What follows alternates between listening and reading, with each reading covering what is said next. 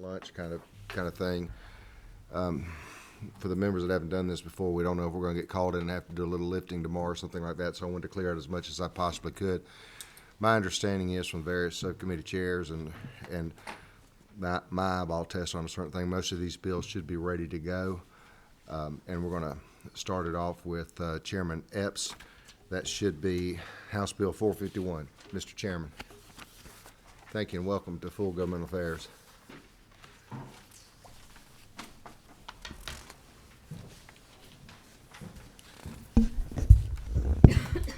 And thank you, Mr. Chairman and committee. I appreciate you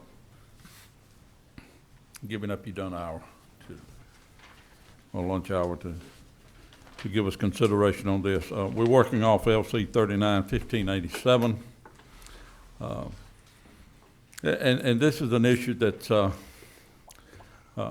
has implications to me locally as far as my district is concerned, but it's also addressing an issue that, as we heard from statements made by our motor carrier compliance people, is a chronic and reoccurring issue for our state as a whole in dealing with these, because there's no code, nothing set in code to address this locally. But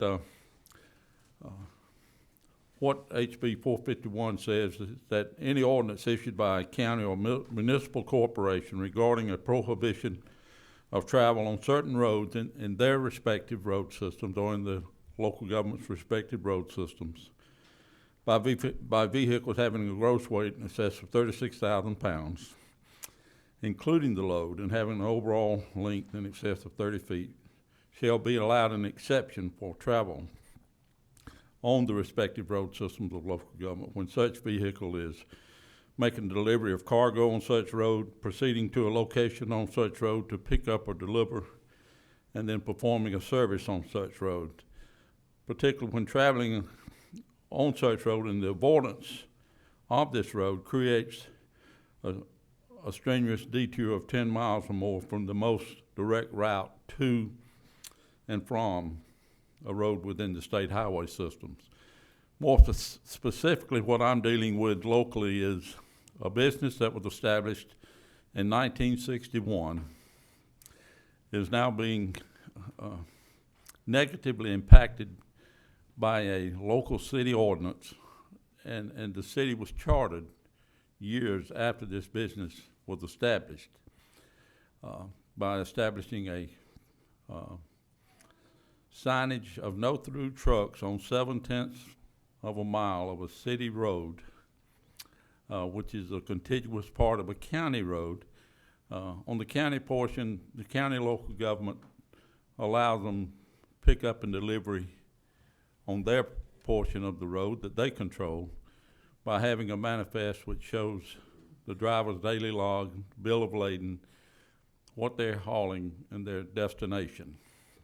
With that on the truck and in the driver's possession, they make an exception. 7/10 of a mile that these vehicles now travel within the city limits of the same road is being impacted by an ordinance that says no through trucks.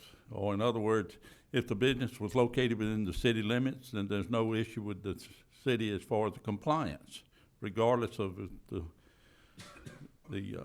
size, weight, or condition of the truck. But if they pass beyond the city limits, then they're being ticketed for being classified or violating the ordinance from no through trucks. So what 451 does is try to say, or to establish in code, that an existing business, a business that creates jobs, that adds to the tax base of the county, and is good for development and growth within that county, give the consideration that motor carrier gives on county road systems as well, and allow for pickup and deliveries. We patterned this primarily after the policy followed by the city of Atlanta that allows pickup and deliveries within their city streets as long as they have those documentations within and on the person of the driver and the said vehicle. That, Mr. Chairman, is in essence where we are. Thank you so much. And questions from members of the committee? Representative Turner, waves. I understand there's some concern that came up in the sub yesterday. What we're trying to do is, given the calendar situation, to keep the dialogue continuing. And so at this time, I will entertain a motion. Got a move to pass. Second. Got a second. Any discussion? All those in favor signify by saying aye. Aye. Those opposed, like sign. Aye. Okay. Thank you. Thank you. Moves the rules. Thank you, Mr. Chairman. In committee.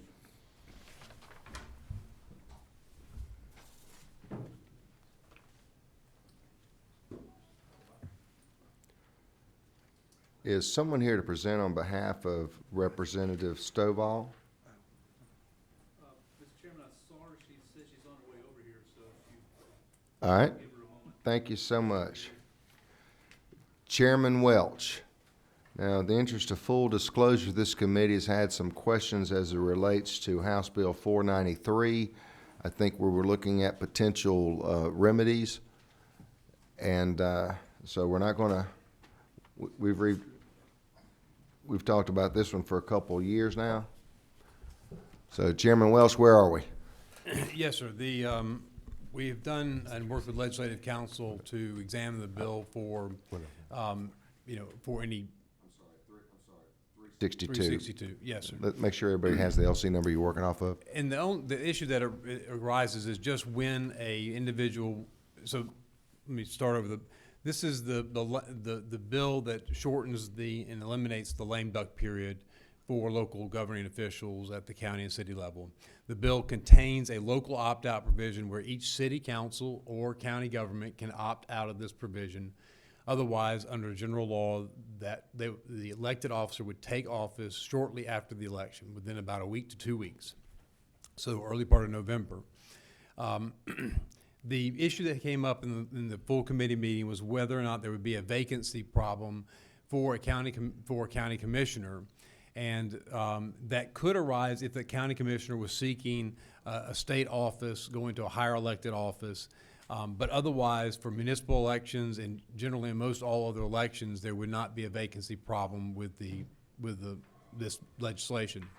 So what I would ask is that the committee approve this legislation and recommend due pass to the full House for consideration. This committee has reviewed this bill for a number of years and has routinely, in every case, voted it out.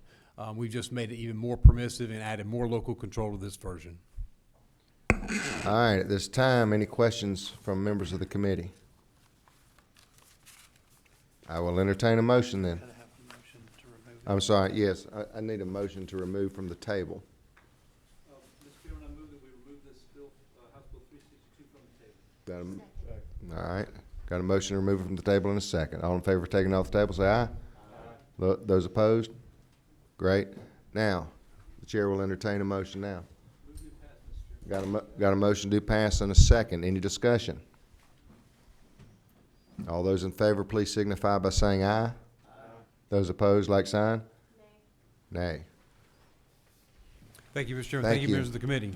Move on to rules. I'm wanting to make sure that we don't get a single nay for any one of y'all's bills here. That's a fun joke, y'all. That's just a fun joke, y'all. Okay, you ready? Representative, you're representing, yes, Representative Nelson, House Bill 189. I Thank think you, it's Mr. LC 430461. Exactly. Thank you, Mr. Chairman. Committee members, House Bill 189 basically puts in the statute that contracts signed by the state and local governments will have an opt-out clause in it. Basically, it gives the the state the ability, if a contract is not performing up to standards, whether it's cost overrun, whether it's timing, or just not quality of work, basically puts it in the statute. Right now, a lot of contracts do have that. However, across the state, we want to make sure they all have it and put that in statutory, so therefore that we could reduce some of the costs when it comes to time to be suing and things like that. It's up to your questions, that's it. Questions from members of the committee? I had someone ask, so I'm going to ask legal counsel yesterday, can they already do that anyway? Just get up? They probably get it, the provisions such that they in the contract, they, within their contract. So for those that perhaps, and I'm wondering about where this came from and the wisdom of it, is it to perhaps be a catch-all for someone that may have had that oversight and didn't put it in, and something went wrong? Do you have any? Yes, as well as, again, as he said, a lot of contracts have that, or I said that earlier, a lot of contracts have that. However, and then it also provides a sort of a statute that way when it goes, because you're going to, I mean, people are going to sue, and that just happens, basically because contract's not met or whatever. But this puts it in the statute that way, once it gets to a court, the state has better grounds, reduce some of the time in court as well. All right. Questions from members of the committee? Let's go ahead. Number 18, It's me. Representative Turner. Thank you, Mr. Chairman. Representative, is there ever a scenario in which a vendor would have a huge capital outlay that this might end up biting a vendor if they have to eat the cost of the contract? Is there anybody in particular that's trying not to get a bill passed with that on? I don't have anything in specific, but again, this is, you know, again, no, I don't have any specific one that it falls into that category. If there are vendors that are out there that have a contract, whether it be a service agreement, a maintenance service agreement, Right. And they cannot operate as profitably if the client were to up and, in this case, the government were to up and leave the contract due to this piece of legislation. What I'm trying to get at is if there's a scenario in which, like, say I have a maintenance service agreement with a small city for IT services, Got it. but I have to buy $100,000 in equipment, Mm-hmm. and after month 2 they decide they don't want to. Well, again, well, again, it has to be because, I mean, just can't do it just for the heck of it, but it has to, you know, but costs exceed, or they're not performing the quality standard. If you're not meeting your contract obligations, this is when this will come in. So would that be litigated as far as who determines what is meeting the standard? Yes, of course. I mean, it definitely goes to litigation as well. Representative Collins. Just one question or a statement, I guess. I thought about it this way, is the unintended consequences of this.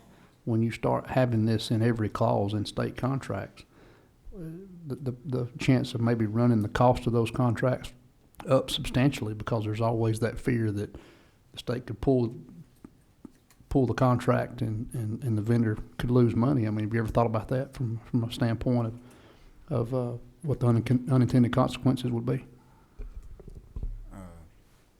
No, I hadn't broached that. But again, this is just putting the basically current stuff in the statute is what it does. So it's not trying to run up costs. Excuse me, number 26. Who we got down there, 26? Tom? Yep. Representative Taylor. Representing MARTA, like state authorities, how does this apply to a state authority like the MARTA system or something like that? I mean, it's technically a political subdivision of the state, but we're talking. What I'm looking here is it's mostly counties or cities or municipalities. Would that apply as well to a state authority? I'm going to weigh in here just a little bit for the benefit of my good friend. Please be mindful. He was doing this on behalf of Representative Nelson and causes me a little bit of heartburn. And my understanding is, and you're asking great questions, and I would ask legislative counsel, it's really to kind of catch those that might not have had that legal part already put into their contract. I don't think it actually changes anything major. It's just a stopgap in case someone on the local level didn't do that. It's pretty much my understanding. Okay. All right, number 28, blinking down there. Who we got? Thank you, Mr. Chairman. Thank you. to Representative Prince. Provision like this is if a contractor ran over or failed to meet certain specific performance obligations, it's ultimately the taxpayer that winds up funding the bill for that. Isn't that true? That is true. All right, Representative Taylor. Thank you, Mr. Chairman. Actually, I like this bill. The only thing you could do to improve it is to make sure that those that don't meet their obligations get reported the next time there's a bid. I like it. Thank you. At this time, the chair will entertain a motion. Got a motion to pass and a second. Any discussion? Yes, discussion. Thank you. I have some concerns about making this code, just because I think that there needs to be some flexibility in certain circumstances to allow for a vendor. I mean, if it's necessary for this to happen, they have the option to make this happen without it being in the code. And they can make it a policy at the local level if they so chose to. And it would leave them the flexibility when it doesn't make sense business-wise for a vendor to enter into that agreement with that way and with this as hanging over their head. So I don't think I can support it the way it's written here. Any other discussion? Got a motion to pass and a second. I'm sorry, quickly. I was just going to say I agree with Representative Taylor, the part that she added about it, because I know sometimes vendors will specifically bid contracts low in an effort to win the contract, and then they just say, well, when we get into it, the government will pay for it, or taxpayers will pay for it. So I agree with her listing the businesses that have been, offenders of that. I think is a great addition. Thank you so much. All right, all those in favor signify by saying aye. Aye. Those opposed, like sign? No. All right, good. Fair enough. Ayes do have it. And last but not least, am I right there? Yes, not least. I'm waiting on Representative Stovall to present her bill. Welcome. House Bill 451. I'm sorry, 493. I keep looking on the wrong side of the sheet. 493, if you would be kind enough to let us know the LC number there. Yes. Okay, it's LC 28842-1S, as in Sam, as amended. Thank you, Mr. Chairman and members of the committee. I bring before you House Bill 493, and what this bill intent is to allow for public comments that are made during public meetings to be recorded if there's video recording by the local agency, and if they're placing it on the website. So we have several of our local government agencies that have now or in the past have saw the need to cut out public comment when it comes time for the meeting to be held. And so I proposed this bill and actually had my staff to just kind of do a random call around to some of the different agencies to kind of find out which ones actually include public comment and which ones have not. And so I'll run down, it's about 12 that we reached out to. Atlanta Public Schools, no recording, they just write down who signed in and the topic whenever public comments comes up. Cobb County Public Schools, they include the entire video recording of the meeting. Gwinnett County Government, they just have written and they also have the entire video aired. Gwinnett County School, they have a brief synopsis in the minutes written, but it's not included in the video. Chatham County Government, the full video is aired on TV and a brief synopsis is written. Clark County Schools, a summary statement is written and full video on YouTube.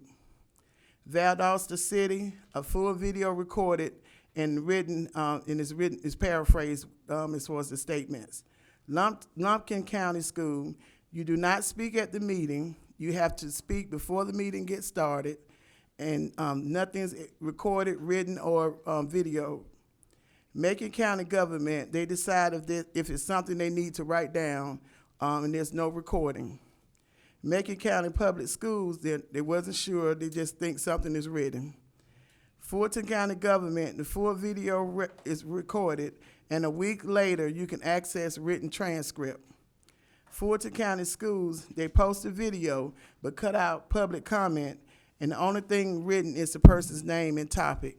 And in my county, with Clayton County, the school system does not include the public comment time during their when they're recorded meetings. And our Clayton County commissioners just last week voted to omit the public comment from live streaming and also video recording. And so I think it's imperative that the community and our public is allowed to make those comments during the meeting whenever they see the need to, and it should not be extracted out of the video recording, so that those who are not able to attend the meetings can actually know what happened.